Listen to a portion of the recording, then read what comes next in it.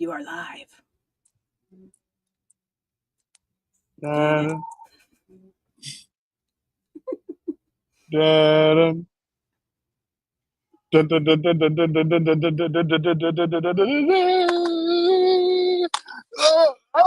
to Nobody Asked.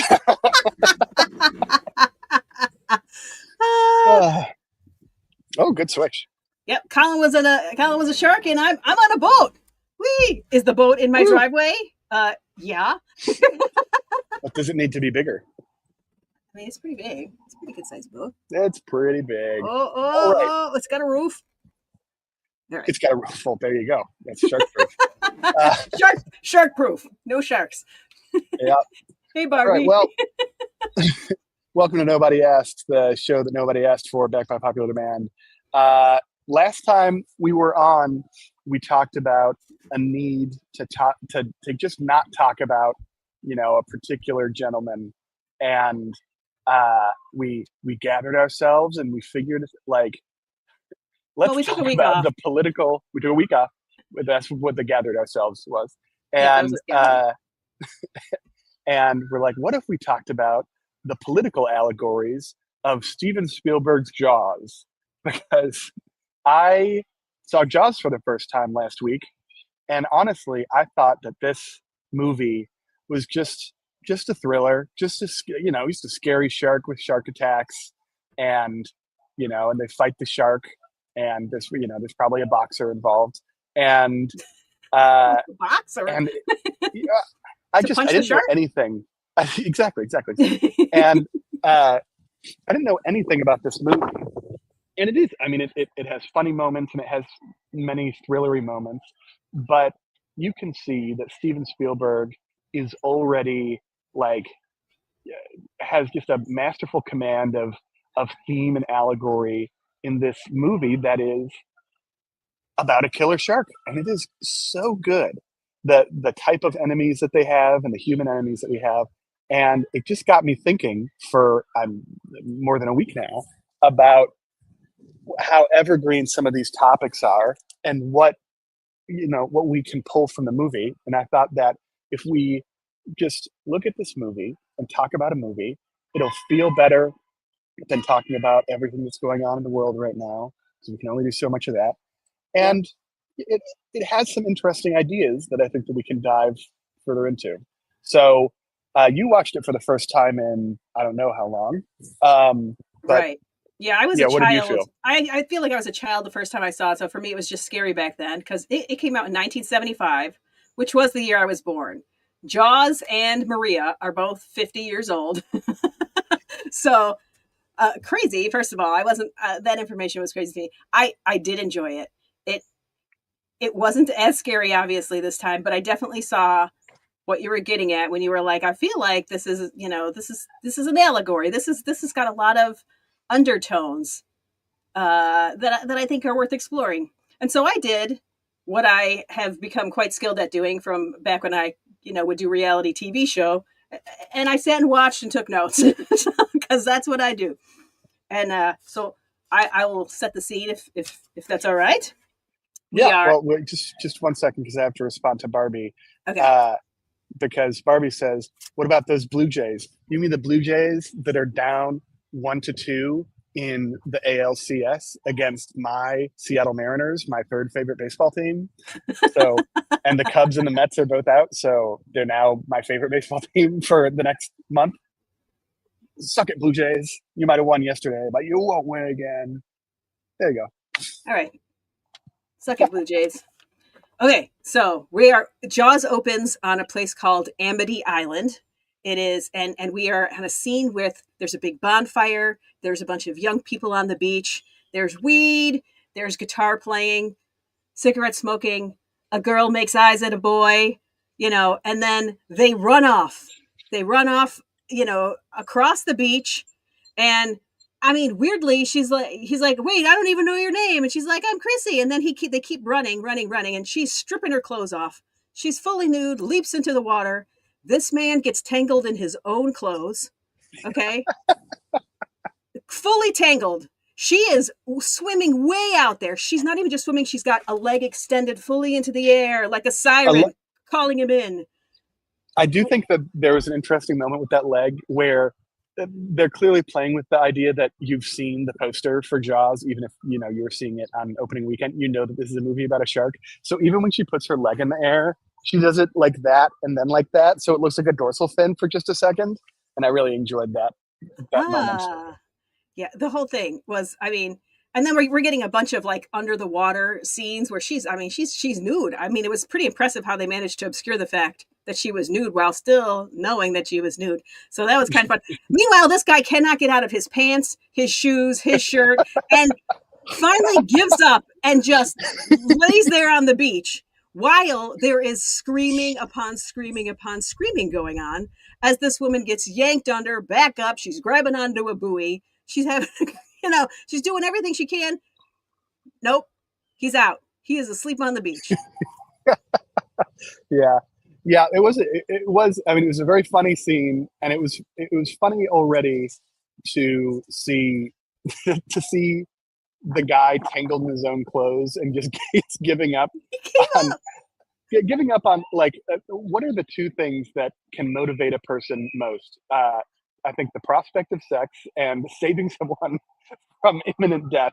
And that guy got absolutely beaten down by his own clothes. Nothing. It was so funny. But then it was pretty harrowing to see her get attacked by the shark. I mean, she's going, I don't want to die and stuff. It was like, Yeah. And he somehow can't hear any of it. She has swam that far away that her loud screams are unheard by this man, or he can't hear them because his shirt is wrapped around his head and he is fully tangled.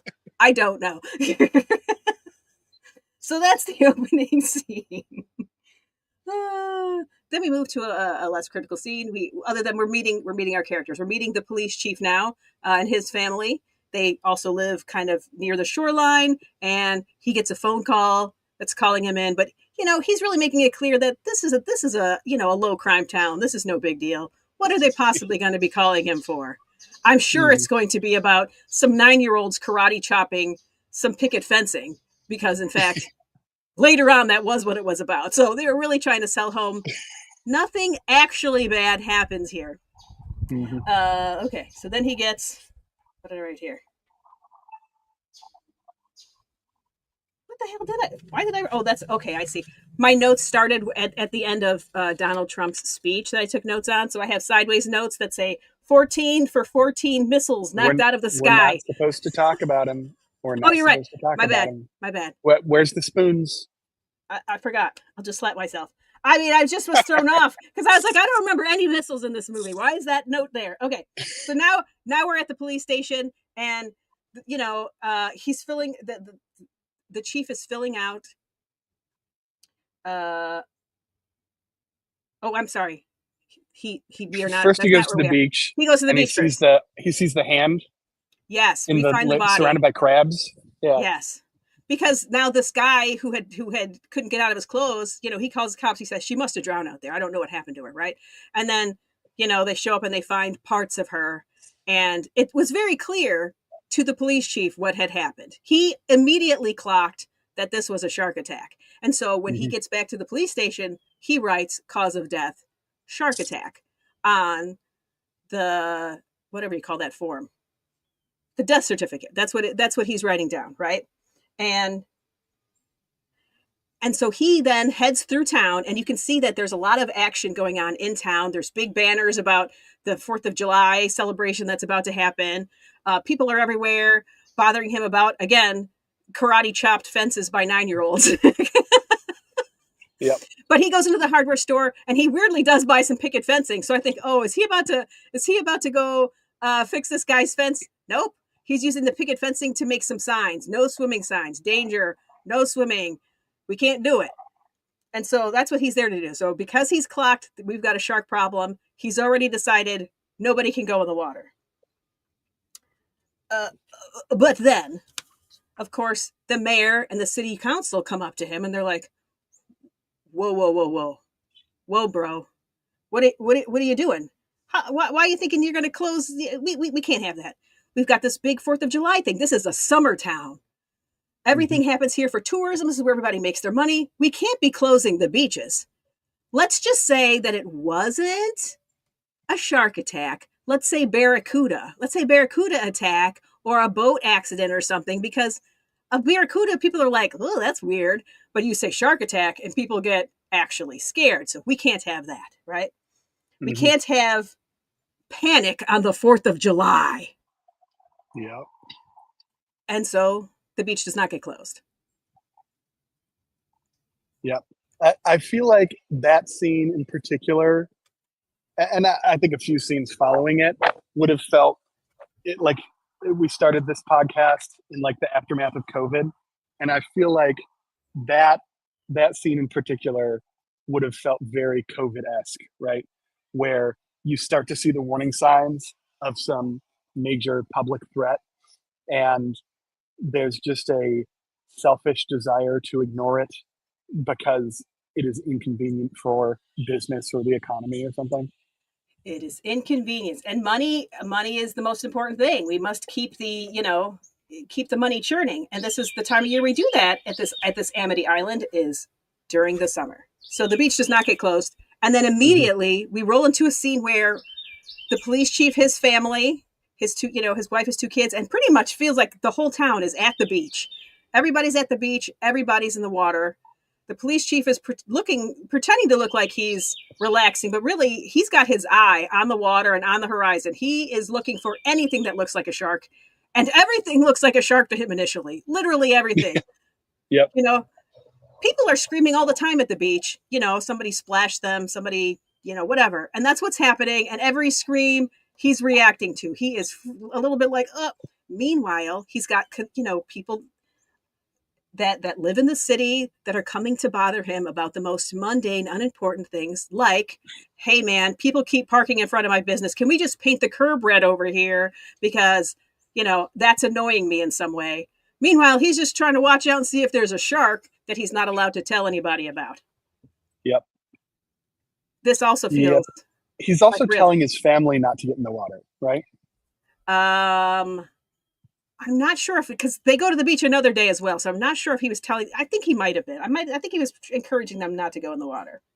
Yeah, I think. Well, yeah, no, I think you're probably right. I know the other day is the one where he tells him to like take his boat to an inlet or something. But before this scene is when his kid is like playing in a boat outside and on the Uh, pier that does happen at some like outside point. the house. I thought it was before this scene It might because be. the mom is like, "Oh, well, you got this for his birthday or whatever, and he's got to be able to play." Oh And no, it's then it's later. It's later. it's later. All right, Yep. my bad. My bad. Yep, it's later because it's going to be after what happens at this beach here in a minute. Yep. Another thing that I thought was funny that does feel kind of like something that you would hear right now, but not these exact words, but you'll understand it when I say it. There's a woman talking to another woman on the beach, and she's like, the one is like, well, when can I call myself an islander? And she's like, you can never call yourself an islander.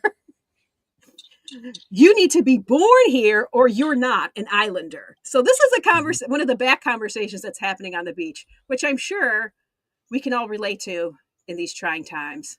You know, who's a good American? Who's a true American? Who's a real American? Purity testing, Yep. just in general. Yep. And this was happening on this island, in the background, which I thought was very amusing. There are just so many like little ideas that he's playing with all over the place, right? That the the mayor talking about a barracuda versus a shark is interesting, right? Because it's he's essentially talking about human incompetence in understanding a cause for panic. Uh, I And blaming I somebody else. Yes, and blaming somebody else. There is this idea that the chief like understands the stakes and yet does not do the right thing initially because of pressure from his boss and like pressure on his position as the chief. So there's sort of economic powers that are preventing him from saving lives. There's just a lot of interesting things that he's putting up against each other. And then there's also this like opposition of the mundanity of law enforcement and then suddenly law enforcement is requested to take care of this massive problem.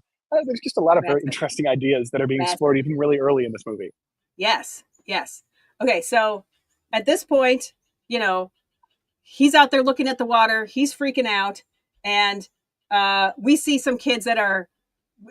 That, wait, I don't have fake shark right here. So this is not the scene. So this is not the scene. Okay. So suddenly, because nobody knows about the shark situation except for the mayor and the police and a few select people even know about the shark situation at this point. But the next thing you know, a shark, there is suddenly blood in the water, massive amounts of blood. You've got screaming, you've got all of these people now rushing into the water, which certainly felt strange. You're like, wait, let's run towards the danger, but they're all going in there to grab their children. So then you're like, okay, I understand. They're all Yeah. grabbing their children, so they all run in first and then out of the water, and then we find out that the little Kittner boy was not there. So the little Kittner boy was the one who was eaten. Yep. And suddenly this is real. This becomes real to everybody.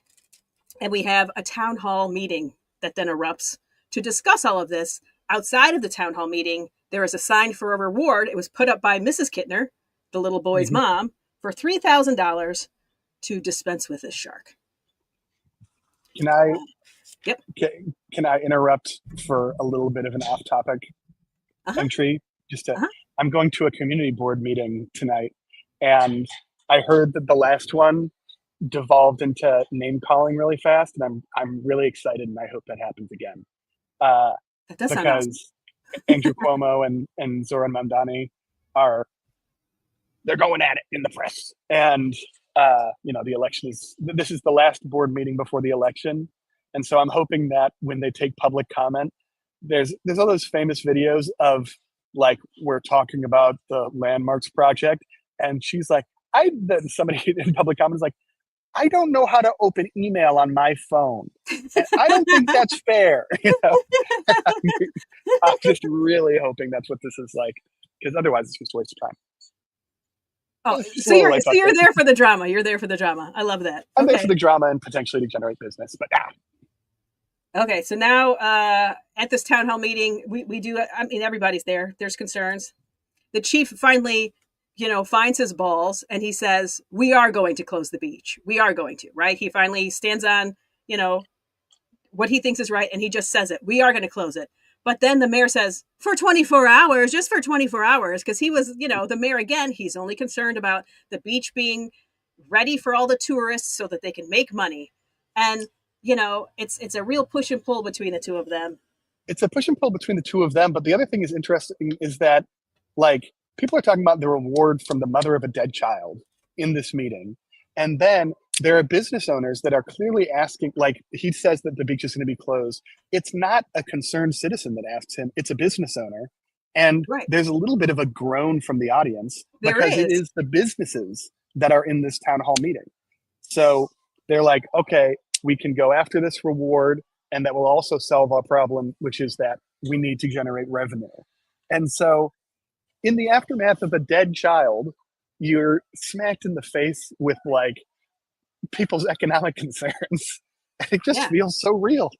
Yeah. It feels I'm so. I'm sorry that children were killed at, that school shooting, but also I love me guns. You know what I mean? Like there will be no Yeah, discussions. And, yeah. again, pick a topic.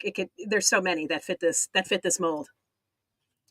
So they start groaning, but then he also shouts out, the chief also shouts out, we've got somebody from the ocean, he said a weird word, we have an oceanographic expert that's going to come as well, to help try to do this. But, nobody really kind of cares about that except for the chief. It feels like, we've got a scientist that's going to come and help us, figure this out. No, nobody seems to really care. Let's see. Then you hear this nails on the chalkboard sound. And we enter a new character. His name is Quint. I actually wondered this when I saw it. It was nails on a chalkboard already an expression before that, or Oh, I did don't this know. did this make nails on a chalkboard? Because that scene was just it made your teeth feel bad. I just like I couldn't handle him doing that. Yeah. and he did it aggressively. So you got this old, he wasn't even really that old. He was in his 50s probably. This codger of a man, this gristled old fisherman guy, and he's like, "I'll take care of your shark problem, but it's gonna cost you more than 3,000. It's gonna cost you 10, and I don't want any help. I'm the only one that can do this. Blurgity blurg. You guys don't know what you're in for. You're all gonna die. It's gonna be hilarious."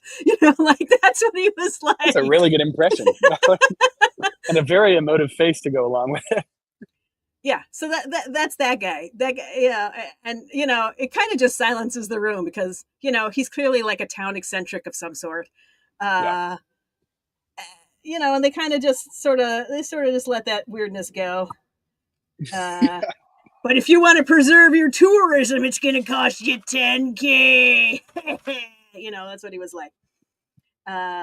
Okay, then seems like we now move to another scene because now we have Matt. Matt is the oceanographic expert. He's played by Richard Dreyfuss, and he's actually kind of very funny throughout the whole movie. Even though we're doing serious business, he's always got sort of a funny way of approaching all of it. The way that he just, he's serious and not serious at the same time. Mm-hmm. And he's just kind of, he shows up. We've got all of these people on the pier that are. Did I skip something? Oh yeah, we did. I'm sorry, I skipped a whole page of stuff. I'm like, I feel like we aren't to Matt yet. Okay. The chief goes home. Him and his wife are, they're drinking and, talking about sharks and how people just don't understand sharks and how old they are and blah, blah, blah, blah. And where's our son? Oh, he's out playing on this boat. It's going to be his birthday tomorrow. He wants to play in it. And he's like, get him out of the boat, get him out of the water. And, so he's freaking out about his son being in the water, even though he's attached to the pier. And, then the wife sees a picture of the book that the chief was looking at, and it had a picture of a shark, like literally attacking an actual boat. And suddenly she takes her husband a little more seriously, and she starts yelling after him, Yeah. Okay. So more interesting ideas here, right?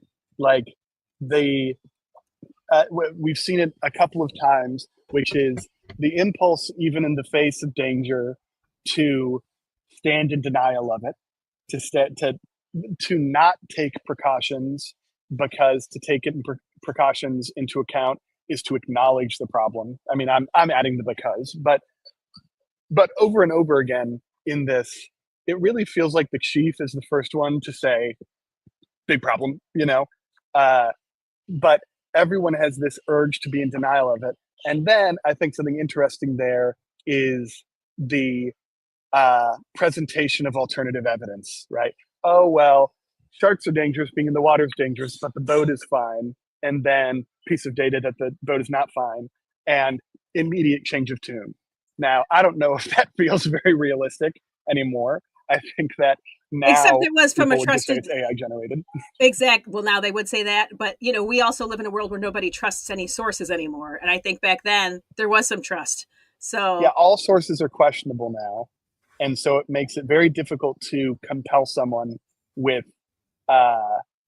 conflicting evidence. But over and over again, as we go through the first act of this, you'll see the impulse to be in denial and then the presentation of conflicting evidence, to the point that eventually everyone comes to the face of the problem. And I found that interesting, that Steven Spielberg really locked into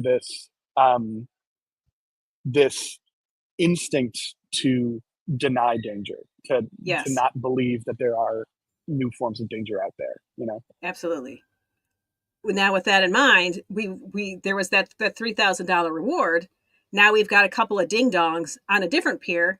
They're getting themselves. So they've got a hook and a chain, and they've got their wife's roast that they've just taken out of the freezer, a big old roast.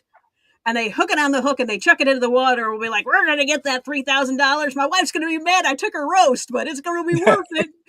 Yeah. And they tie the chain to the pier. And then they chuck it out there. And there's also like an inflatable tube out there, so they can, like, that's acting as a bobber, so they can see if they got a bite.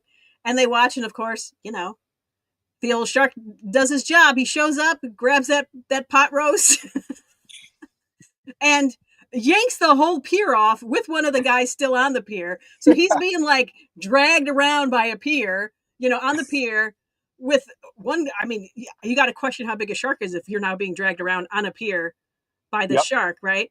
And so he's, his other friends on the other part of the pier going, come on, go as fast as you can. And meanwhile, you've just got this pier that's just moving around the water, acting as the shark instead of showing us the shark. It's the shark is implied by a moving pier, which was great. I think it was fantastic. I mean, you can tell that there's not an overwhelming budget for this movie. And they have so many ways of instilling fear that do not involve showing you the shark. It's not until like the second act that you really see the whole shark. Yep. You know, Yep. the most in the first act that you see is the third on-screen death, and it's really just the dorsal fin and the tail fin, and that's really when you get the sense of the size of it outside of the pier. But yeah, the pier moving is just so good. It's fantastic. And again, I'm gonna win it with a roast and a chain. I'm probably gonna pull the chain back in with my arms, and then, right. and then suddenly conflicting evidence. Very reliable source because you're on the pier, and that seems to be the source, is that the pier's getting dragged around, and you're like, I've changed my tune. I would like to be on land now.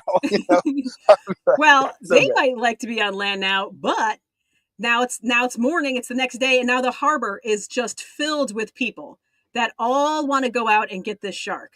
Tons of them. And not even just locals. People from out of town have now all shown up as well to go chase this $3,000 bounty on this shark. So you got people everywhere.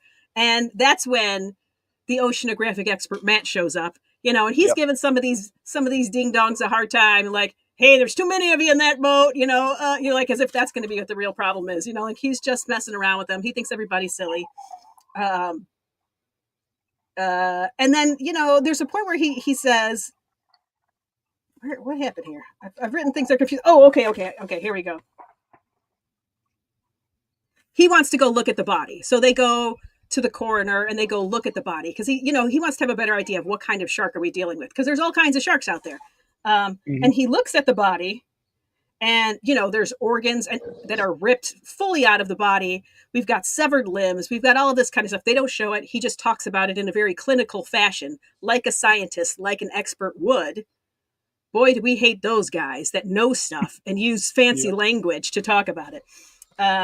And he says that it's an abnormally large scalus, like some technical term for a shark, right? It's abnormally large. This is not a normal one. But he says it was a shark. It was not a barracuda. This was not a boating accident. This was a shark. And the coroner at this point has said that it was a boating accident because the coroner was gotten to by the mayor, right? Exactly. He was told that's what you need. He's sitting on the corner in front of him. Yeah. Yep, exactly. And then we get back out to the pier, and someone has just caught a shark. And sorry, I just want to jump in again. The theme that I think is being touched on with the coroner there is that we actually do have two experts in the room on that. We do. Right? We do. So now we actually have mistrust of experts and bad incentives creating bad faith experts in the coroner, who in the scene clearly knows it's a shark attack and is being told it's a shark attack by the oceanographic person. And this coroner is just, there sort of holding the bag for what he had to do for the mayor. Because of course everyone knows it's a shark attack now because a kid got killed. But before in front of people, so now he's the bad guy, and he's the corrupted expert. So we actually have good expert, bad expert, and unreliable expert and corruption in that one scene, which I think is particularly telling. Yeah. No, I love that. Okay, yeah. So then we get down to the pier, and somebody has caught a shark of a decent size, one that could do some damage. And now we're trying to get pictures with the press. I need a picture for the paper. The mayor's really excited. His problem is solved. We've caught a shark. The shark has blood all over his mouth.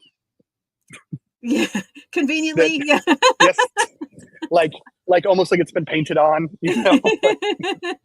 Yeah. So everybody's super excited. Their problem's been solved. A shark has been blamed. This shark has been blamed. We've got him. And Matt says to the chief, there are a lot of sharks in these waters, and that bite radius is different. It's Hmm. different. I'm just trying to tell you. And he's not saying, I'm not saying this shark didn't do it. But you know what would confirm if it did is if we cut it open and saw what was in its belly. Because there's a thing called territoriality, apparently, which is that you will keep going to the same place to feed if it's got a good food source. And so, if it ate people, it's going to keep eating people because there's lots of people right here. They're so easy to eat. Hmm. So let's find out if it's got a gut full of people. But they're all like, no, we're not going to do that. We don't want. We already think it's the one. We don't need to prove it. I just told you that it was. It's a big shark. It was caught. So A we've bird just got. took a shit right next to me. I got very lucky. You did.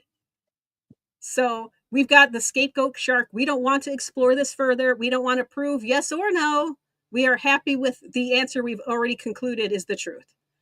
That Hmm. never happens right now in the media. Never. Never. I can think of no examples. No, None. not me either. I think that was probably the most fanciful part of this movie. Yeah, that Yeah. would never happen. That No. would never happen. We would never try to verify the conclusion we've jumped to. They're eating the dogs. They're eating the cats. I mean, choose something. That was just an easy one off the top of my head. But you know, do we all just write stuff on? Somebody wrote this on this bullet. This must be what it's about, right? I mean, whatever. Pick a topic. Confirmation bias. Yes. Yeah. Yes. Well, he also says that the reason that the people would be in there is that they digest really slowly, right? So, Oh, like maybe I they might would have missed have that. they would have limbs, or they would have like the kid in there, Yeah. just Yeah, and they're also like, we're playing not gonna cards. we're not gonna cut this open in front of everybody, and the little Kittner boy falls out, right? Like, we're That not seems gonna do fair. it. Yeah, that does seem fair, but it's not like we're not going to do it at all, which was really, kind of what it was. He was really saying. He was just using that as a Yeah. useful excuse because then who walks up but Mrs. Kittner in full black, and she lays into the police chief because she just found out that he already knew about the shark. He knew. She found out that a woman's body had been recovered and had, in, an indication of a shark attack, and she's like, I just found out a girl was killed and you knew it was a danger. And now my boy is dead. And there's nothing we can do about it. You knew, you knew, you knew, you know? Bars from the mom. Bars from the mom.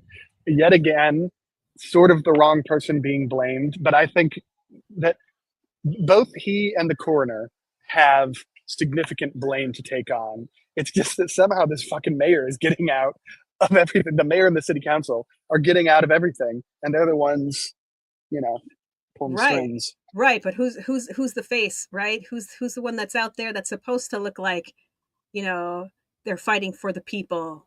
I mean, I guess some people would say the mayor, but clearly not this mayor. This mayor's out here to make sure that the money keeps moving. Mm-hmm.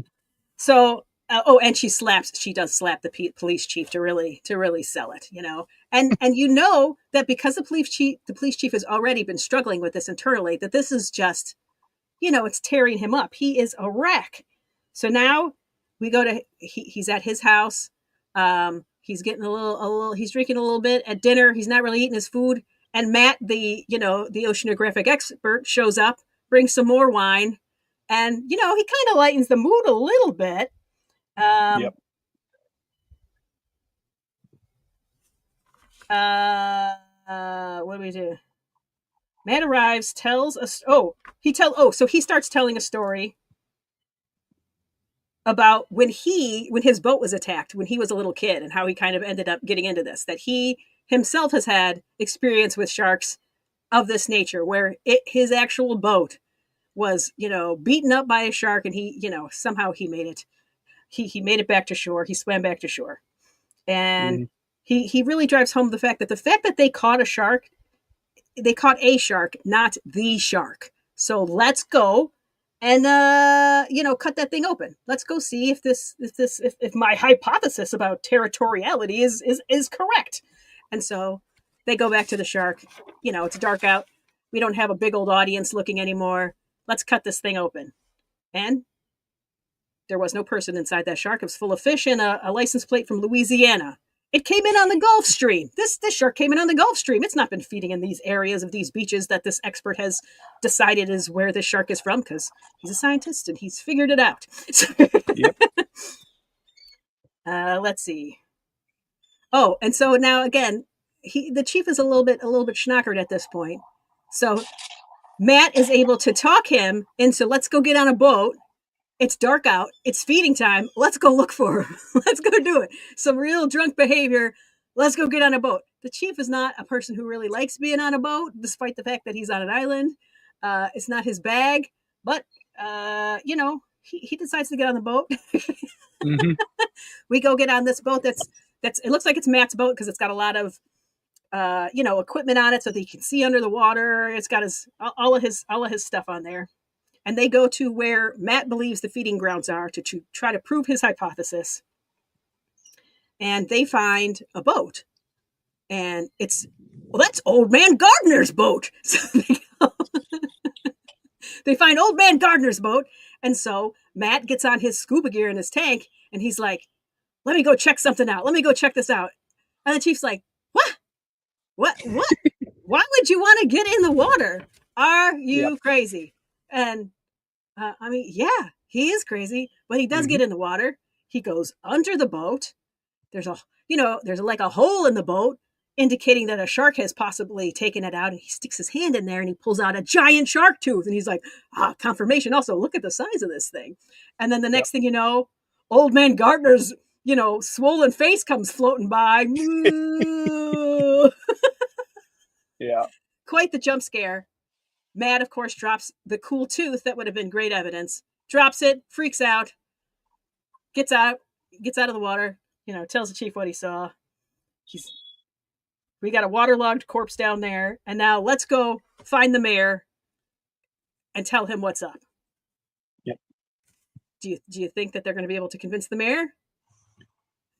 Let me see. So there's been 2 shark attacks, and even after the second shark attack, he only wanted to close down for 24 hours. He didn't want to check that the first shark was the one that actually killed the boy. The mom seems happy that shark killed the boy. Yeah, I think he's gonna be happy to hear evidence. Yeah, I mean, we've already got a shark. Why would we try to prove that ain't the one? What are you talking about? We've got a shark. Why are we worried about this? And so they go to the mayor to try to convince him, and he's all like, okay, you say you have a shark tooth that proves how big this one is. Where is it? Where's your proof? Yep, they don't have the proof because he dropped it when he freaked out when he saw, that bloated head. So the mayor is more concerned with the tourism poster on the wall advertising their big, 4th of July celebration, that it has been vandalized and somebody has put a shark on it, and a lady going, oh, help me, a shark. He is more worried about that bad piece of propaganda that's going to take down all of the town's money-making schemes and make people not want to get in the water than he is about finding out if this is the real shark or not. Yep. I find that very interesting, personally, Classic. Well, I mean, we talked a long time ago about the idea that law enforcement and politicians are more about protecting capital than people. And as soon as you put that lens on it, everything the mayor does kind of makes perfect sense. You also see this in like this behavior that we're seeing over and over again with the mayor and with others in like legal dramas where somebody's been like incorrectly prosecuted for a murder, and the response from the people surrounding it. I mean, I say legal dramas. You see this in real lawfare and like the Serial podcasts and whatnot, where they're like, why are you messing with this? We have a guy, right? So the family of the deceased is happy, that the public is happy that justice was done. Like, there's no need to mess with this because everything's stable now. Everything's fine. It's fine. There's no serial killer here. Yeah, usually the problem is that, you've convicted someone that's innocent. And so the tragedy is for the person that was prosecuted. But this sort of demonstrates that it's like, we don't really give a fuck about that shark. right? We're not mad that we killed the wrong shark. I mean, plenty of people probably would be, but in the movie, you're not really mad that we killed the wrong shark. We're mad that we're ignoring a larger problem that could create more negative impacts. And I wonder if it will. I wonder if it will, right? That's a great question. Here's what's important. The mayor says the beaches will be open this weekend. We've already got a shark that we've killed. Uh, this is going to happen. The 4th of July festivities at the beach are happening. We will not close the beaches. And so tourists are pouring in off of the ferries. Everybody is showing up. Everybody's there. But the police chief has kind of behind the scenes kind of riled up a bunch of just randos out in their boats with their guns. Just to kind of watch and make sure no sharks make it through the perimeter that they have created out there. Yep. Because sharks can't swim under boats, obviously. No, or bite them. No, they can't bite boats either. So you got a bunch of yahoos out in the water with their guns and their walkie-talkies, and you got the police chief on the beach running around amongst all the tourists with his walkie-talkie, back and forth. He's being as vigilant as he can given the circumstances he's been given, and what he's been given is nothing good. So now we have all these people at the beach, but nobody wants to go into the water. And the mayor's like, WTF, man. They need to get into the water. We can't have people acting like they're scared. There's no sharks out there. So he goes to one of his buddies and he's like, yo, why aren't you getting in the water? Isn't it the city councilor? I think it is, yeah. That was advocating earlier, and he's like, get you and your family in the water. And the city councilor was like, but I just put my sunscreen on. Just get in the water. So they gingerly go out into the water. They don't want to be out there. It's just like the first person on the dance floor. Nobody wants to be the first person on the dance floor getting the party started. But once you get them out there, everybody else comes. And that's exactly what happened. Suddenly, everybody's now comfortable getting out into the water. Everybody's having a great time. And then you hear somebody yell, "Shark!" And everybody's freaking out. We've got whistles blowing. We've got chaos. We've got the mayor. Well, no, we've got the police chief saying, don't start blowing the whistles. We need to verify, we don't need a full chaos scene, but we do have a chaos scene. We've got people getting trampled on, people getting just terrible. It's a real mob situation. And you also do see a dorsal fin. You do see a dorsal fin. Yeah. But it's two kids. It's two kids taking advantage. Yeah. Wouldn't this be hilarious? I know this isn't a big theme or anything that we can really chew on and discuss, but if there was a theme to pull out of that, it's just kids are little shits, Yeah. Somebody's always going to be a troll. Somebody's always going to be a troll. What if your peers got murdered yesterday? You're pretending to be a shark. It's just, I don't know. It's just crazy. Although when they pop out of the water, and you see their little kid heads, they've got all these people from the boats with their guns kind of pointed at them, and they yank them out of the water, and everybody calms down for a second. But so you've got the ocean where that part of the beach was. The police chief wanted his kids to stay on the pond side, right? The freshwater side, because he's very worried about the shark situation. And then you've got the estuary, right? The estuary is where the seawater meets the freshwater. And suddenly we've got a real shark in the estuary. And that is where the chief's kids are over there playing on their boat and messing around with some other people. And this is a big shark over there. So then the shark comes and first of all, it chomps this one dude's leg right off. We see a leg. It really does. We see a leg just sink down to the bottom, and that looked like a real leg. That was some pretty impressive. For the 70s, so much of this stuff holds up pretty good. Yeah, especially because of the low budget decisions they make. It had hair on it. It was good, and yeah, I want to emphasize that the moment. So the first time, so you've been told the shark is big over and over again, but you've only really seen dorsal fin or shadows or whatnot. But you see the shark moving just under the surface of the water, and then you see the distance between its tail and its dorsal fin. And Steven Spielberg nailed this movie because the shark is perfect sized to not be beyond the realm of possibility, the mega shark, the Meg type vibes, but to still be that's a crazy big shark. You're like, that Exactly. that shark is too big. It's not. I believe it can be that big, but it's not. It's still way too big. Oh my gosh, he absolutely nailed every element of this. Right, you said Right. it. It's So perfect. so that guy gets chomped on, and he's right next to the police chief's son. The police chief's son sort of just goes into shock. He just sort of freezes up as the shark is like right there, and he's basically surrounded by bloody water. Some other people end up dragging him out of the water while he's freaked out, and he ends up at the hospital for shock, not because he was injured. He just totally just went frozen after seeing the Hmm. shark. And then, so now we got all kinds of people at the hospital. We got the mayor that's over at the hospital. And finally, the police chief is able to convince the mayor it's time to hire Quint, who says it's going to be $10,000 to save your tourism. I'm the only one that can do this. And there's an interesting moment because the mayor is in shock himself in this hospital Because he's where seen it. He saw it too with his own eyes, what was going on. he saw it too, and he was like, I told them to go out there. And you're like, yeah, man, you told them to go out there the first time. Like, this is Yeah. not new. Well, there's not only that, it's going to be 10K to go get Quint to do this, right? He starts doing the calculations about how much money that's going to cost him and how long this is going to affect tourism. Okay, we can we get Quint, we can get the beach back open in August on this date, da da da da. He's doing that simultaneously. He's Hmm. calculating the cost benefits of getting Quint out there so that we can get people back in the water. But he agrees to it. And now we go to Quint and he's singing his shanties and he's like, here's the swimming with bow-legged women. He's out there saying just ridiculous stuff.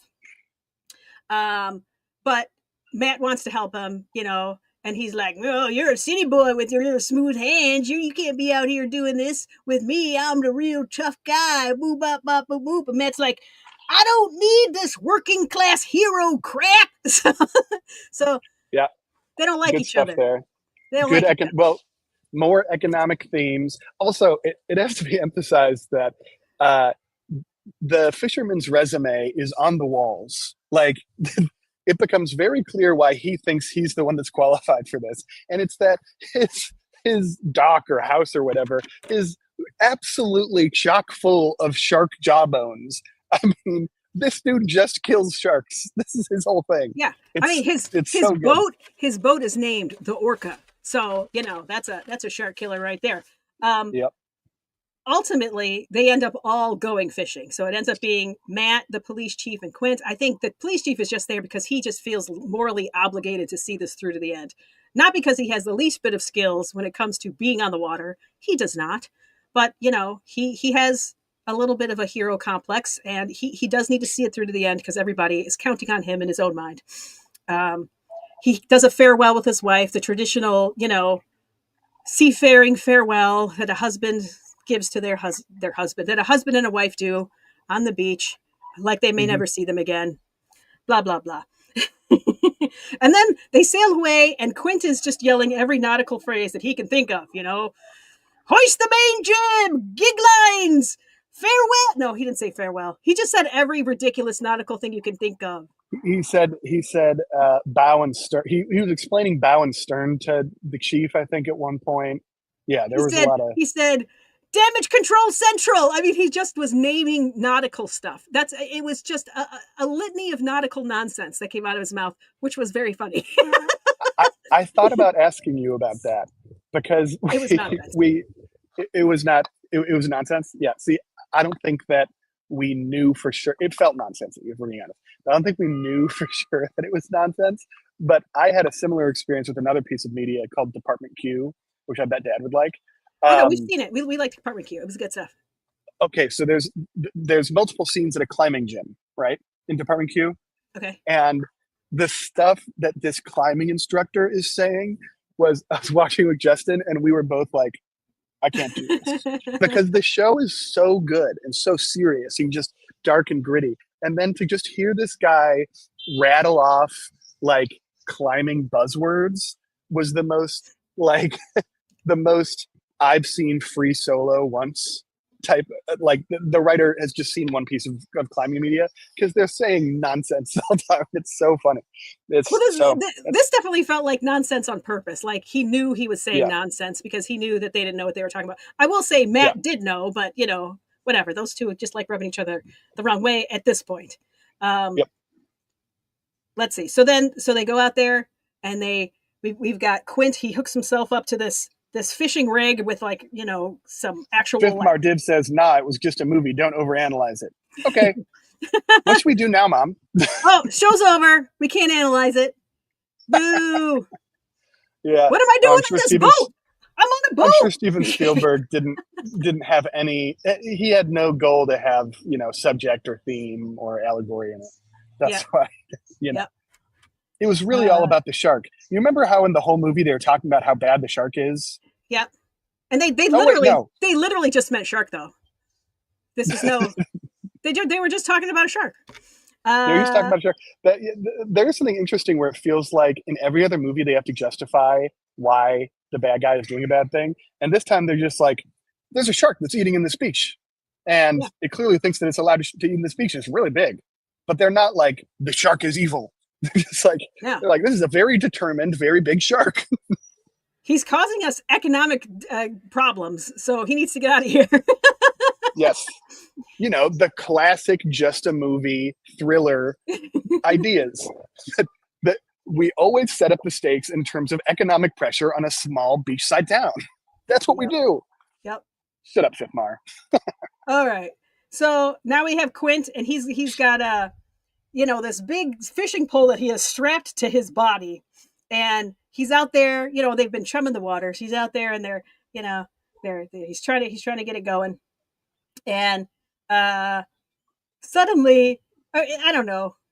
Oh, the shark does get onto the line, and he just kind of snaps it off, and they're like, "Nah, it wasn't a shark." He's like, "Oh, so you just think anything would just chop this metal wire away? Okay, bro, sure, it's not a shark." So then you got the chief out there chumming the water because again, he's got no nautical skills, so they give him the shit work of literally throwing guts out the back, and the shark just Yep. pops its head up, whoop, and then goes back down, and the chief is like, doesn't scream, isn't like, "Hey, yo, he's out here." He just like quietly walks inside and is like, "Yo." And I so think then he says, "I think we're going to need a bigger boat." that's what he It's says. the He famous says scene. the line. He says the line. I He, think we're he going to says need a the bigger line, boat. which I've heard my whole life and had always thought that it was almost a brave line, but it was a line of cowardice. It was so funny. It was just, well, it ended up being true, but it was. They did probably need a bigger boat. Yeah. So they kind of in Quint's skill with sharks, he decides that this thing is 25 feet long and 3 tons. So this is enormous. 3 tons Muy grande. it's very big. And so the shark starts circling the boat, and then Quint gets out this really cool harpoon gun, and basically what they start doing is they start shooting. Well, they shoot a harpoon, and they've attached the harpoon to a barrel. And then Matt, the science guy, also puts a like a homing beacon on it that really never ends up mattering. So, but let's throw some science in there. Yeah. So let's throw some technology at it. So now we have, and so he shoots the harpoon. He gets the shark, and now it's got this bobbing yellow barrel just following it around. So you can see where the shark is all the time because there's just this barrel just bobbing around. And so then it starts It's the new circling. pier. It's the new pier. It's the new pier. It is It's such a good device. It so is good. creating tension by coming near you, and it's a fucking barrel. It's Yeah. such a good idea. We don't By have to Steven use an Spielberg. actual shark. We don't need a shark. We just need a barrel to scare you. No, And shark's expensive. Barrel's scary as hell. yeah. So then let's see. So yeah, we do that. And so they've successfully done that, and then I guess he swims away at some point, and it's nighttime, and now they're inside, and they're all getting a little schnockered, and now we've got Matt the scientist and Quint the harpoon guy, the surly sailor, and they're getting drunk and they're bonding over their shark scars, right? And they're showing each other each of their war wounds, and now they suddenly Mm-hmm. have respect for each other. Like, okay, yeah, you're a city slicker with a science degree, but maybe we do have something in common, and Yeah. it's kind of beautiful. And then Quint goes into this very long story about the USS Indianapolis that he was on 30 years ago during World War II. This was the ship that had brought the bomb that ultimately blew up, I don't know, Hiroshima Hiroshima. or something. Yeah. And but nobody was supposed to know that they were there, right? Because they were on a real hush hush mission. And um, they end up, I don't know, something happens to the ship where it sinks, and we've got all of these people in the boats, not in the boats, all of these people that were on the USS Indianapolis are now in the water. And again, nobody knows the ship is there, so nobody is looking to rescue them. Nobody's coming to rescue them. We've got a, over 1,000 crew members, and they've all kind of amassed into little groups. And we suddenly have a whole bunch of sharks. Also, this was his first experience with sharks. Was the sharks coming, and over the several days that they were in the water, picking them off at about 6 an hour. So initially, again, there was like 1,100 people. When they were done and a helicopter finally came and rescued them, there was like 316 or something was the number he gave, sailors that were left. And so, you know how some people have that trauma where they survived and they always feel like they shouldn't have? They Hmm. should have also been eaten. Survivor's guilt. Survivor's guilt. This man's got some survivor's guilt. By the So, way, yeah. this is a real story. This is not. Oh, This is not from like. This is not from Jaws. This actually happened. The numbers were right in the in the story. Like the and the way that the people died was largely correct. And it was torpedoed by the Japanese Navy. oh yeah, And yeah. So I forgot that part. Sorry. It's like I something happened just to it. I just the story is so harrowing, and then to realize that this was just a real thing that happened to people, you're like, oh my god. Yeah. So he gives you this really like, you find out what he's about right there. That this is a man who survived a very big shark situation where he's got Hmm. survivor's guilt, and so now he's always chasing that shark. It seems like, um, and so then they start singing as one does when they're on a boat and drunk. And then the shark starts attacking. Boom, boom, boom. Let's start bumping into the boat. Boom, boom, boom, boom, boom. Um, so And yeah, just to be clear, at this point, it has 3 air-filled no, plastic barrels just on it. one so far. We've only got one right now. We We're got only at one. one. Oh, we We got to go only have faster. I'm one sorry. barrel. Oh yeah, faster. Okay. Uh, okay. So the shark attacks. They fix. They. It just does it, I guess, for fun. I don't know, just to play with its food, and then it leaves again, and then they start fixing the boat, and then the barrel pops up, and they're like, "Oh, it's time! It's time to play again." And so then the shark pops up again, so we see the shark again, and then the chief tries to call the ghost card because he's like, "Yo, this is a bigger problem than we can do. Our ship barely works right now. It just beat our boat up," and Quint just smashes the radio. So no calling for help. He didn't get any Yep. help on the Indianapolis. You're not getting any help today either. So do with that what you will. Um, and then again, the shark is back. This is when they now hit it with a couple more harpoons attached to barrels. So now we've got 3 barrels on this thing. Finally, we get to the 3 barrels. This is when we get to the 3 barrels. Have you Uh, ever tried to push a bucket filled with air down in a pool? yeah. That shit is heavy as hell. Okay. This shark has 3 air-filled barrels attached to it and is going underwater. It's pulling these barrels underwater. It's such a good way of showing how strong it is. I loved this movie. So now it has slowed. The 3 barrels have slowed the shark down, or Yes. the shark is waiting. Who could say? So they managed to hook, grab onto the rope that's attached to the barrels, and then they wrap it around the cleat onto the boat. Right. But again, this boat has been injured at this point. It is not running at peak performance, but it is Hmm. now attached to the cleats, and uh, they try to let's tire this thing out. Let's drive to shallow water and tire this thing out and drown it. Right. And they're like, Hmm. okay, let's try that. But the cleats are not great, and it becomes clear that the shark does still have some get up and go, and so it's fighting it, and it's gonna rip the cleats off, or it's gonna, it does end up ripping the cleats off, is what happens. But basically, the shark was dragging this boat first for a little while. Yep. So yeah, so we get. Let's see what happened. Yeah. So as they're trying to drag it to shallow water, though, their engine fully blows up. So this thing is not working at all. We've got black smoke everywhere. This thing is barely floating upright. It is still floating upright, but the cleats rip off. Now the shark has moved away for a little bit. Let's regain its energy. And so Matt, the scientist guy, says, "Hey, it's time for the cage. I'm going to climb in this cage. I've got some sort of poison that I can administer to this thing, and well, maybe this will work. Maybe this science will work instead of what we've been doing." And Yeah. so again, you can't just it's got a thick skin. You're not going to just be able to just get it with a needle. So he's got this big long pokey thing, which I'm guessing poison is involved with somewhere. I might have missed how exactly that was going to work because it just Yeah. looked like a pokey thing. And he climbs in to the cage, and then the shark starts. He comes back and he starts boom, boom into the cage. The first boom, he drops his pokey stick. This dude can't stop dropping things in the water. First the shark tooth, then this. You're like, come on, man. Yeah, Butterfingers, bro. Why don't you have a Yeah. lanyard on that thing? So anyway, so he drops it, right? And uh, then the shark comes and bumps him again, and like the cage is kind of opening up, and and so Matt pulls out a knife and he starts getting all stabby in his face, and he's stabbing away at it with his little wee knife, boom, boom, boom, and again the shark and him just kind of tussling while he's trapped in the cage. At some point, he manages to wiggle his way out. He swims. Matt swims away and goes and hides in some weeds underwater. While the shark is losing his shit on this cage that nobody's in anymore. Yep.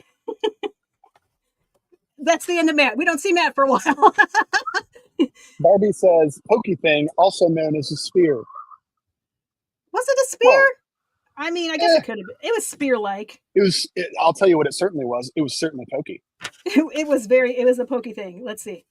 Okay, so now at this point, okay, so they reel up the empty cage, and then the shark tries to jump on board the boat. So the shark does kind of get halfway on the boat, and everybody starts sliding towards the shark's mouth.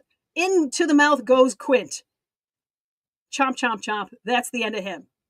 That's the end of Quint. You kind of knew he was going to die when he destroyed the communication system. You were like, that's a sin. That's I don't think you make it out alive when you have that sort of hubris. Yep. And now so now it's just the chief on the boat. Matt's underwater. Quint is in the shark. And now just the chief's up there, on a sinking boat. And suddenly the shark comes around the other side of the boat, jumps through the glass window at the chief, and he starts just smashing it with an oxygen tank. And he manages to get the oxygen tank inside the shark's mouth. I guess they can't spit things out. I don't know, but it's in there. It's in his mouth. And then the chief climbs up the mast. He climbs up the mast of the boat because again, this thing is really all the way sinking at this point. He climbs up the mast. He brought a gun up there, and he's got his own pokey stick. And then the shark starts coming at him again. He tries to get him with the pokey stick. He ends up, and then he starts shooting at the shark, which he has shot at the shark several times, but they've accomplished nothing. But this time he aims and he gets the air tank that is still in the shark's mouth. And boom! Exploding shark. Huge exploding shark. Just shark goo everywhere. Yep. You never thought that you could make a shark explosion truly compelling, but Steven Spielberg did it. It was good. It was earned by the narrative. It was solid. And now you I got... really loved how unceremonious Quint's death was. I thought that was an interesting choice. It was like, the stakes are high right now. We can't ruminate on a death. We can't create room to, have this be big and emotional. That shark is still here. And he is angry. The shark is still here.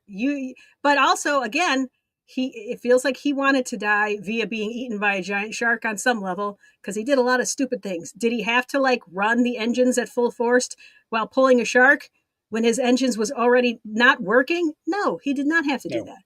He could have done something smarter, but no, that's just not the way his mind worked. He was ready to be eaten by a shark. Okay, so now we got the chief. He's still hanging on the mast of the sinking ship. Nobody knows where they are. He didn't successfully call for help. They don't even know where they are. They just sort of drifted out there. And suddenly, Matt pops out of the water. Like, hey, how's it going? How's Quint? No Quint. Oh, well. And now the barrels, the yellow barrels that were attached to the shark, are now no longer attached to the shark because the shark has exploded. I, I guess we'll just grab these barrels and swim back to shore. And that's what they did. Yep. I thought it was great. The last like little I think interesting moment that I wanted to talk about was the Indianapolis story, Okay. where again this is a little bit a story of um, government abandonment in in a time of need here, where you have soldiers that are delivering a payload for the end of the war, depending on how you look at it, but also the end of the war. Um, but because they're on a secret mission, their location is not disclosed, and they're not even checked on for 24 hours because the the mission is so secret, and they're basically just abandoned in the water to die Yeah. by their government because the government has other incentives and needs there, and it doesn't feel a need to the soldiers that are fighting for the country itself. And this seems to be sort of a recurring idea in the movies, that is the government's misaligned priorities with humanity. And so Right. And these guys find themselves in the same situation, not necessarily because the government put them there, although I mean there's ways to make that argument. They put themselves in that situation this time. yeah, yes, they have. Well, anything you want to say to wrap it up? I thought it was a great movie. It was so Lots of good. thought-provoking scenes. I'm sure we didn't touch on all of them, but it just felt I it felt mean, interesting in the pretty moment. much, pretty much all of them. I don't know if there's something to be said for the scientist popping up out of the water at the very end. Like all of the science things he tried to do to help didn't seem to help. Not that I don't think science is helpful, because I do. Uh, it's just interesting that he just pops out of the water at the end to sort of get to swim home. Yeah, sort of felt like we need to Just like trust little. scientists to describe a problem and be able to correctly identify a problem, but we need real men to go out and explode a shark. That's what Explode a we shark. need.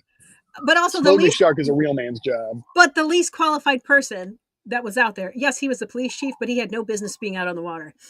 He No. almost fell off that boat so many times. Yeah, uh, yeah, yeah. It was terrible. and he was literally just shooting a little six shooter at a giant shark. It was very silly. He was doing a lot of silly things. But he was the one that ultimately exploded that shark.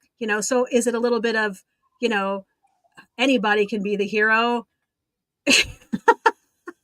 I don't know. Or, Maybe. you know, sometimes you've got to lean into your morals and do the right thing, even if you are not the skilled person for it. You still got to try. You still got to Even try. if you're kind of a coward. I mean, the chief in that movie is kind of a coward throughout, especially the first act. He at least And gets walked then, on. Yeah. Yeah. yeah, yeah, he's not willing to stand up for what he knows is right. And then, when his back's against a wall, he actually does. So Yep. you learn to love him by the end. You do. You You want do. to play time guesser? Yeah, we can play time guesser. What do you have more to say on Jaws? I don't know if I do. I did enjoy it. I do think everybody should watch it. It's on Netflix until November 14th. Uh, and That's this is convenient. the 50th anniversary. So give it a watch, and maybe you'll find some other interesting things that you can pull out of there, because there's just lots of little small things. You told me to watch it with closed captioning on, which I did, because a lot of people are talking over the top of each other, and so sometimes that does help with kind of knowing what some of those background dialogue things are. There's sometimes some Mhm. interesting hidden gems in there. So Yeah, about yeah, not being a true definitely worth a Islander. watch. Yeah. Definitely worth a watch. Not just some kitschy adventure thriller film. No. It just had a lot of really interesting ideas, and it's amazing that that a director was able to have this really as his debut. His breakout movie. So Yeah. I, I also am interested in, and this is probably for another podcast, but um, I was listening to somebody talk about the era that we're in right now, and like the ways that the world can go, and they drew an analogy to the early 70s in that they 70 through 73, and mentioned that there were something like 500 bombings in the United States by domestic terrorists in that period of time. I bet there And were. Yeah. I didn't know I didn't know that, and I want to know more about that situation, because I think people were saying that well, that they were saying that those were largely left wing um, in the early 70s. But I think the fear was that this could be more like, the Troubles in Ireland, where there's just a rising temperature on small acts of domestic terrorism and violence, and that this has happened before, and we've also gotten out of it before. So I'm interested in learning more about that time period and Yeah. what was what was the impetus. Like I know that Nixon was, and Ford, and that Well, I there know was a that there was distrust, but yeah, there was a lot of, you had Vietnam going on, a war that many people didn't think we should be in. And, you had people that came back from that war were being treated very poorly. It was just a general distrust of the government and what it was doing at that time. I would say to say that a lot of it was left wing stuff is probably true. It probably was. Um, yeah, and just the world was changing fast, really, in the 60s and 70s on a number of fronts, with when well, it yeah. came to civil related things, you Well, know. anyway, it was also the aftermath of the assassination of so many people, right? Like that, the '60s were like the assassination era, and then the following decade, I guess, or the following beginning of the decade seems to be, I guess, the domestic terrorism era. And so, really, I don't know. Maybe we're in the assassination era right now, but uh, Mm, we'll have to see. Um, but MLK and Malcolm X and JFK and right. what, RFK Jr. Thinkers with big Yeah, ideas that people weren't ready for, which I don't really feel like those are the ones that are getting assassinated so far, but it's a different yeah, vibe this time. yeah, not so far, but we'll see. All right, time guesser. Time guesser. I love time guesser. All right, Oh, here we are. make my screen bigger for this. Trattoria Capuello, full and licensed Bar restaurant, Centrale. espresso bar. Yeah, it's like, I mean, it's sort of English, but Ice Station Zebra Cinerama. Okay. Casino, Cinerama, toilet. Well, toilet. I mean, it's not America. I'm just going to say that. I Does don't it feel believe like it's. Britain? I don't The know. Cambridge. Well, that's a maybe then. Oh, let's look at the license plate. I guess. Oh yeah. So I mean, I can't tell if it's UK, but it's definitely European. Yeah. Um, Lev advertisement. I wish I could read the rest of that, but it's too blur. It's not yeah, contrasty enough. Belmont Club members only. Espresso, Pepsi. All right, so we think we're in like the 50s. No, I I'm mean, I'm it's leaning I'm leaning more towards so colorful. 70s, Hmm, but okay, there's not enough information because like the only person we see is moving very fast here on the screen. yeah, yeah, it's interesting. I mean, the color is so vivid. Feels like you have to say London or Cambridge. And I'd Yeah, be let's surprised if it was Cambridge. let's go at least in the. You don't think it's going to be Cambridge? I Oh, just don't because really. the place was called the Cambridge. Okay, yeah. Okay, Yeah, so yeah, let's say Camden. Oop. And you want to say 8. 1972? I want to say late. Eight. Yeah. Okay. All right. 70. Uh, But London. all right. All right. Good first round. I Not mean, great. it was pretty good. It wasn't great. Oh goodness, oh This guy goodness. looks a little bit like a Nazi. You want to go 30s or 40s? What do you want to do here? They look very I don't know. We don't Nazi. see any armbands, so maybe it's not a Nazi, but it feels like it's got to be Nazis. Um, I mean that's Look at that flag. Yeah. yeah. I don't think. Do we want to go World War One instead? Go into the teens? Yeah, yeah, man. All right. We've got Dörfler, so that's pretty German. Gosh, it does. Altman, It does feel like World War Two, though, doesn't it? Somehow, but also does it not really? exactly. I don't There's no know. armbands. It's just, So you it's think just. everybody I had think you might be armbands? right. I think it is World War One. I guess Okay. maybe I'm wrong. Okay. Yeah, let's so what would we do? That guy looks like he's got a little mustache, a I little hair know. mustache. Yeah. Um, yeah. See, but do you All want right. to do one or Well, two? So like 19, what, 18? I don't know. it does look too good for one. So let's say two. Let's say early two, Okay. and let's say Cologne, so that we're just closer to the rest of Europe. 41, 40. We'll do like 38. 29. Oh my gosh, right 29. in between. Oh, and Polish. it's in Poland. Ugh, Well, we what a tried. bummer. Okay. All right. North American Life Insurance Company. Okay. Are we in North America? Probably. The Yeah, Great I mean, West Life. Are we out west? Well, that's one of those oh, cars. So it's cable car, San Francisco. yeah, it could be. Could be. I'd love more information. Jeez, look at that power lines all the way up so tall. It's crazy. Yeah. Well, we got a Jeweler. jeweler. Oh, what are people wearing? Oh, we might be. Oh, we still got horse-drawn carriages. So 18. I don't know, 60s, 1880. Well, we have electricity at houses though. It could actually be New York then with cable cars. So, because New York had those in like the ultra early 1900s. Um, but New York just says what's there more, you know, like it says New York on stuff. Yeah. Um, Notice to move. Rooms, cafe. Well, also that Yeah. insurance thing said West Life on it. Oh, North American Life. Oh, above it says the Great Great West. West Life. Yeah, you're right. Okay, yeah. So San Francisco, Yeah, we could try San like Francisco, and then 1901, because we do because have the earliest you can electricity. go is 1900. Okay, well then, yeah. So I'm gonna say 1901 used to be a little stinker.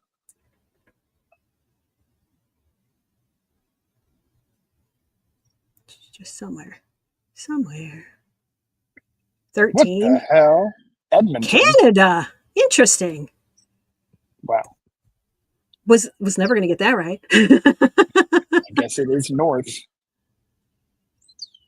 All right. Well, this is not going to be our uh, best round ever. no, look, we're by the sea. Got a little tugboat. Or A I guess it bunch might of be a ferry. and a bunch of sailboats that are just like the ground is like oh, well, those are gondolas. Oh, gondolas. So we're in Florence. Venice? Florence? This isn't Venice? Oh yeah, Venice could be Venice. Sorry, Venice. I meant Venice. I don't know why I said Florence. All right. Florence. And then, I mean, look at those pants. All right, we're doing 60s or 70s. Black and white. I don't Yeah, no, I mean, it definitely know. is. Look at how big those. Yeah, no, I mean, you're probably right. I just got to Yeah, decide which one. I'm going to say 60s. Yeah, but do late 60s though. Late 60s? Yeah. Yeah, right there's good. 68, Venice.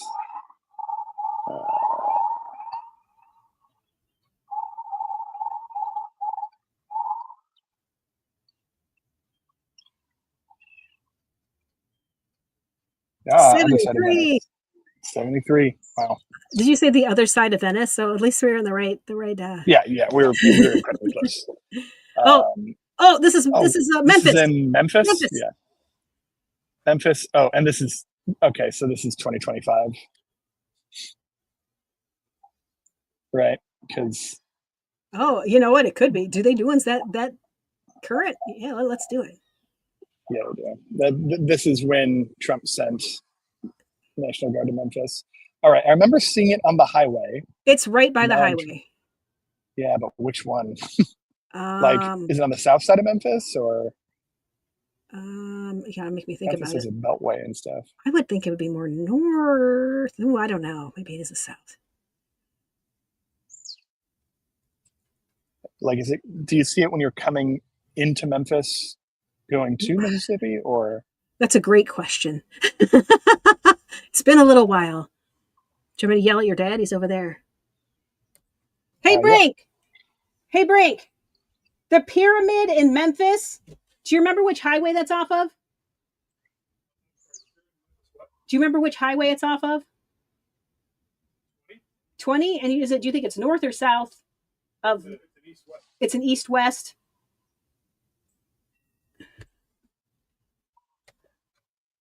40 and a 55. I don't really see a 20. He was guessing, but he said it's an east-west one. All right. Well, we're going to say. Huh? Like 40. Oh, 40. He says 40. 40. And is it on? I mean, is it on the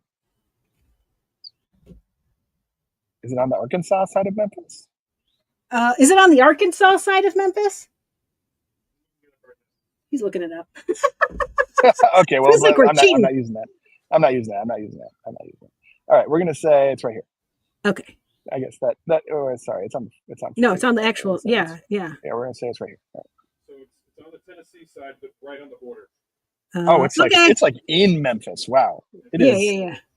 North of 40. Oh wow. Okay, crazy. thank you. That's like prime real estate.